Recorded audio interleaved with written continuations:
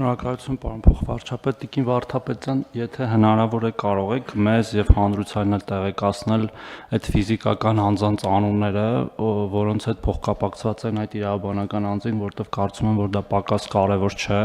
թեև միգուցե մենք գուշակում ենք դա որ գույքերին է վերաբերում, բայց կարծում եմ ճիշտ կլինի, որ նաեւ հնչեցնենք մեր այսպես չակերտներով ասած հերոսների անունները։ Շնորհակալություն։ Խնդրեմ Տիկին Վարդապետյան։ Գույքերը պատկանում են նախկին եւ ներկա պաշտոնատար անձանց, բարձրաստիճան պաշտոնատար անձանց, բնականաբար հայտնի գույքեր են, մեկը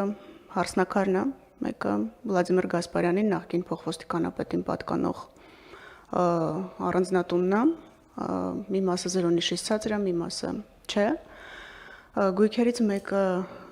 Նորայր Փանոսյանին է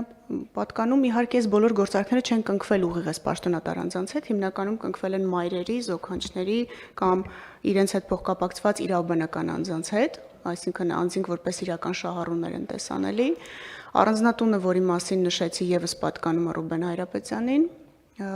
մի գույք կա, որը պատկանում է Սասուն Միքայելյանին, մի գույք եւս, որը պատկանում է իրավաբանական անձին, այդ մասին ուղղակի փոքր գույքը 450 քառակուսի մետրի մասին է խոսքը, պատկանում է իրավաբանական անձին, որը նման բարձրաստիճան պաշտոնատար անձ չի, միջին ուղղակի պաշտոնատար անձ է։ Ու այս աշխատանքները հիմնականում վերաբերում են պարոն Թորոսյան նախկին եւ ներկա պաշտոնատար անձանց։